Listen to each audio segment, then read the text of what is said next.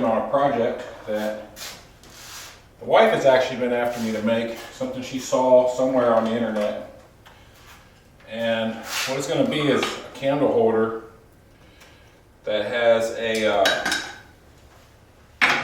kind of a drawn out stem, and then it curves up and then over, and it drops down into like a glass cylinder or a jar or something.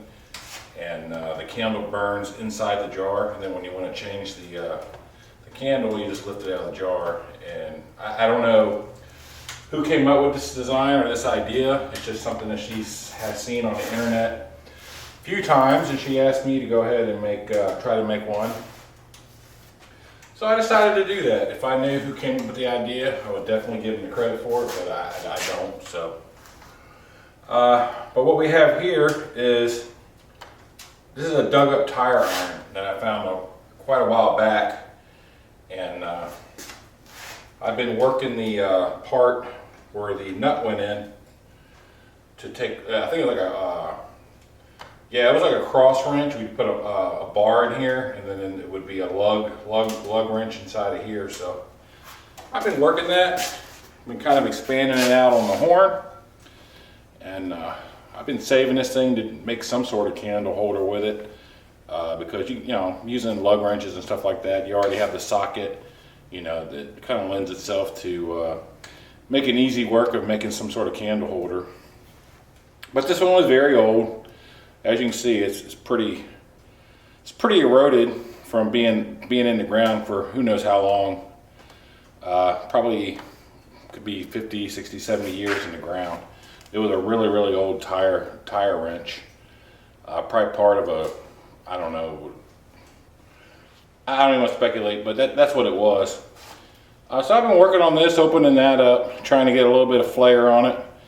And then we're going to go ahead and draw this down and get enough length to sit down into a jar, make a U-turn, come back up and over to put a small handle on it. So that is the plan. This is what we're starting with.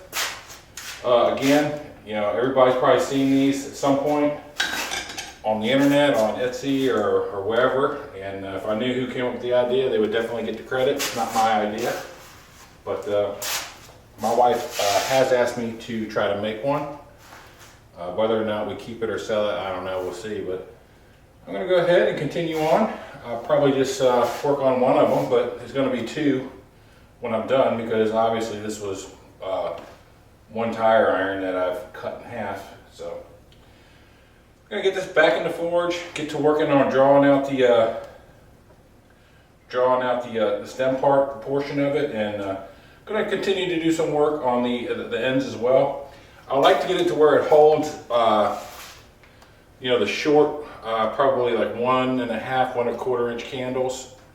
You know, the short fat ones versus, you know, the long skinny ones. So that way everything will be contained down inside the jar. So I'm going to go ahead and shut up and get this in the forge, and bring it over here and let's get this done. So hold on.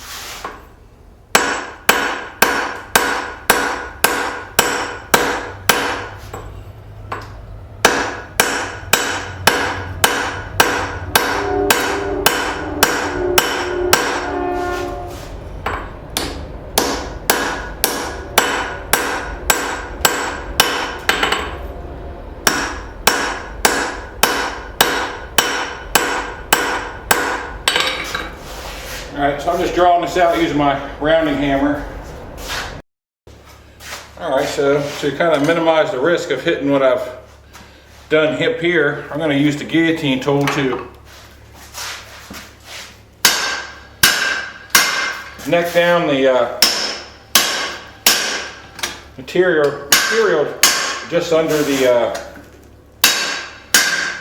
candle socket. So we're going to call it candle socket.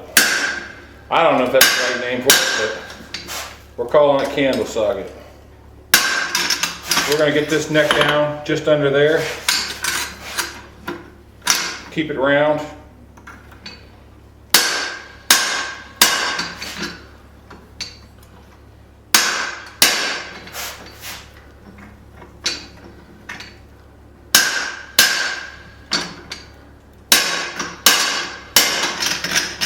All right. Take another heat on that. So I got it isolated there, as you see. Now I got to thin it down. In front of that, without smacking the little socket for the candle. And once I get, I don't know, half inch or so away from that, should be able to swing the hammer a little bit more confidently. I don't want to whack it with a wild blow.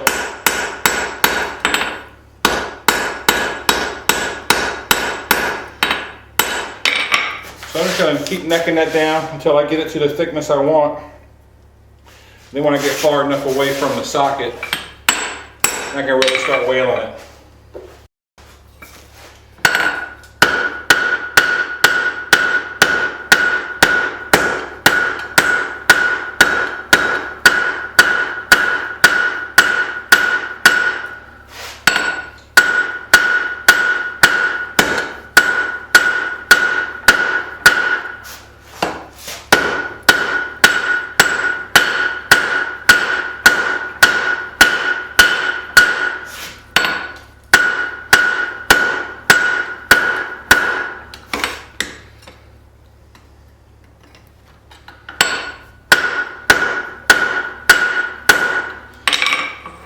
All right, so I'm just using the horn and the rounder to try to get as much movement as I can. All right, so I switched to the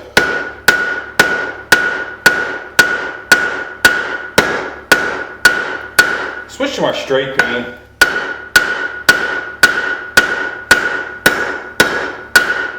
I gotta stretch this out a long way.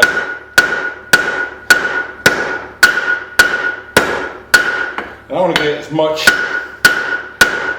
bang for my buck.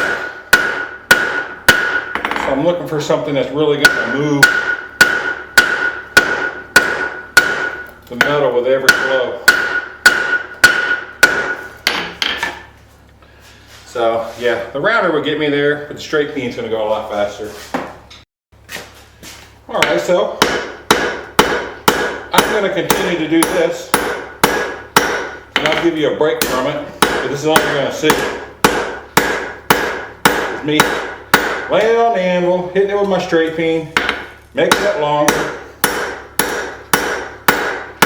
So when I get closer to the next step, I'll bring you back in. And all I'm doing is stretching this out. The straight peen's making pretty quick work of it.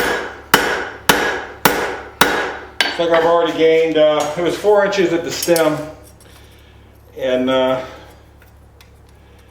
went to 5.5, so I've already gained 1.5 inches. So I'll probably have to get this out to about probably 10 inches. All right, so I got the stem drawn out pretty far, but I had to stop and kind of figure out how I was going to make this work. This is a piece of just solder, soft solder, and this is going to be the basic shape of the piece. So So it's going to slide in, and the type of jar I'm using is a wide mouth ball that it does neck down a little bit. It's not straight. So I'm going to take into consideration be a little bit of a flat, then a curve back towards the outside of the jar, then the hook. And this is going to be the handle of sorts. So I'm looking at I need at least, I think it's coming in like right around 13 inches of stem, and I'm getting pretty close to that now. But what I want is I want the stem to be square all the way up through here, and we're going to put a twist on that, and then going over the top start to widen out and become flat. So it's going to transition right around the bend part and then get wider, and that's hopefully going to keep the candle from rocking. Give it a nice wide base where it folds over the lip. Maybe even keep it flat down into past the threads on the jar, and then go back into the square, which is going to be twisted and made round. So it's kind of where we're at. So I need 13 inches of bendable stem, and this is just a piece of weed whacker that I just held. I just held and kind of just roughly traced the shape of the of this little form that I made, and of course all this is to be determined. I'm kind of thinking of something like this, kind of like this, how it would do with your fingers. But more than likely, it's just going to be all you really need is just something to kind of just lift it out. But what this is also going to do, it's going to give support on the back side of the jar, and plus with the weight of the candle, it's going to keep everything in there, and hopefully, it won't be rocking around and all that stuff. You want it in there. You kind of want it to be secure. Just hanging it over, you want to have a repeatable effect. Like every time I set it in the jar, the candle is going to be in the center. It's not going to be at a wonky angle and all kinds of stuff like that. So I'm going to try to get this bent in a way that every time you drop it in the jar, it'll be repeatably straight, so, and centered. So that's going to be part of the challenge. So I'm going to shut you down. I'm going to get working back on what I've drawn out, and I'm going to use this as a template to shape it out. So, all right, hold on, and I'll bring you back. All right, so under the socket, up to the mouth of the jar, I need 6 inches.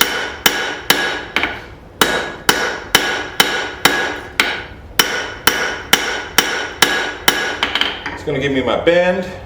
It's going to give me the shaft straight up to the mouth of the jar. Actually, not the mouth of the jar, but to the bottom of the threads. So I'm probably going to have to take this down a little bit more. I think I am at, like 10 inches or something.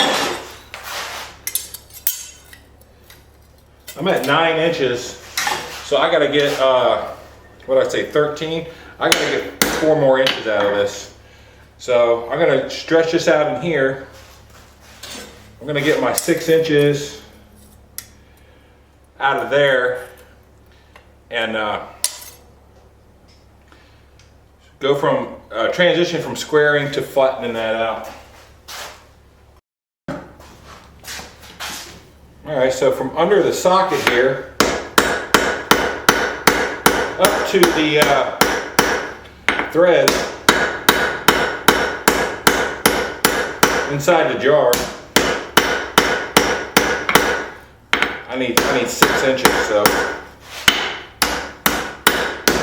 then from there we're going to transition from square to flat as it exits the mouth of the jar.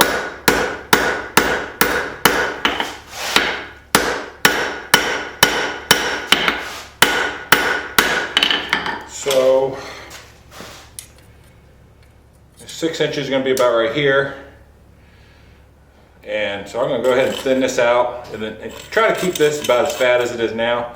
And then that's going to transition into flattening it out in one direction, and that's what's going to go over the edge of the jar.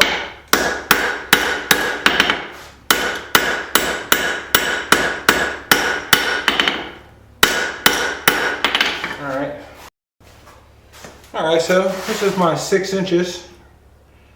Actually, this is my 6 inches right here for my stem. And I put a set down right here, kind of give me an idea. And I'm going to start to flatten this out.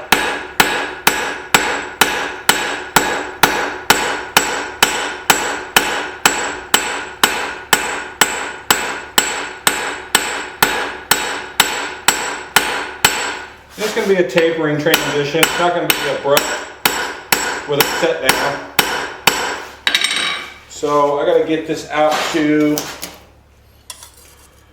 I got to get that out 2 more inches. So right around 10.5, so it might be 2.5.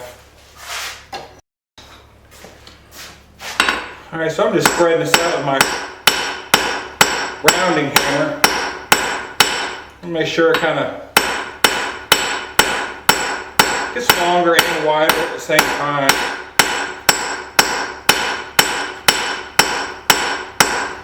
Looks like the pieces aren't quite identical. This one is actually going to be the more narrow of the two.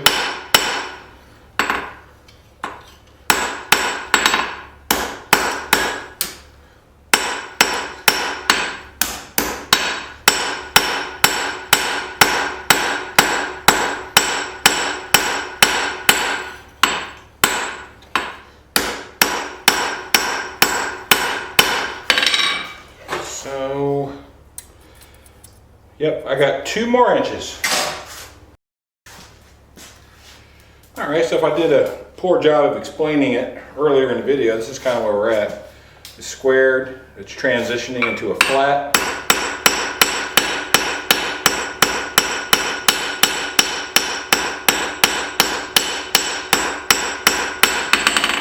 And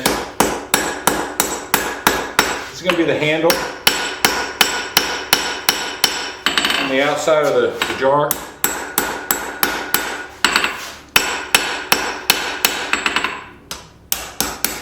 And that should be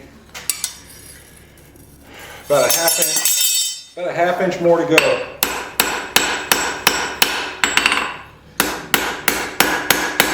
So that will more than likely be a couple more heats.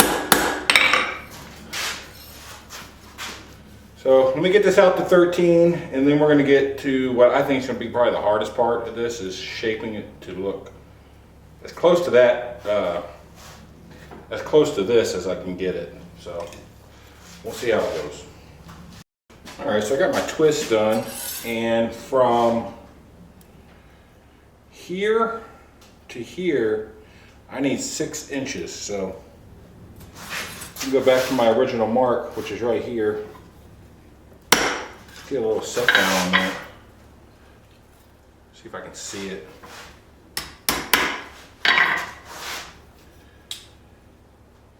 Yeah, I think we're good.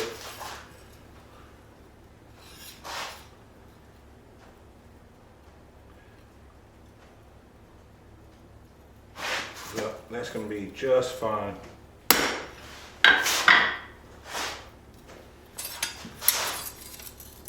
All right, it's right at 6 inches, so that's going to fold over, but because of the size of my opening in my forge, I'm going to have to get that folded over and then make my first bend. But before I do that, I'm going to shape this. This is going to be tough.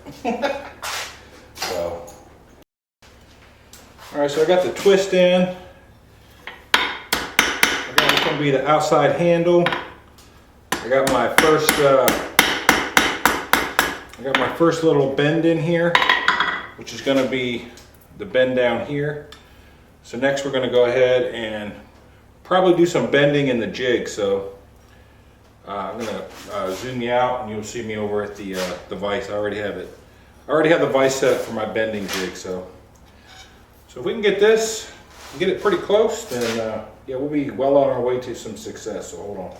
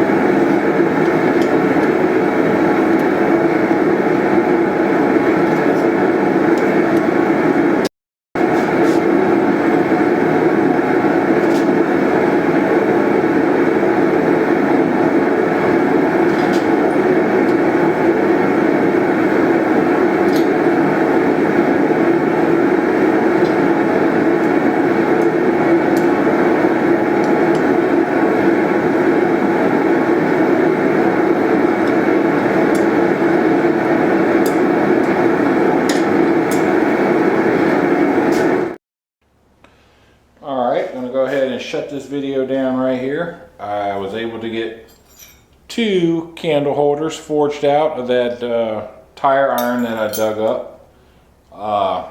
As far as this being a repeatable project, it's absolutely not. This is probably something I'm just going to hold on to for personal use. But let me go ahead and show you the idea anyways. My wife had been looking at these on the internet.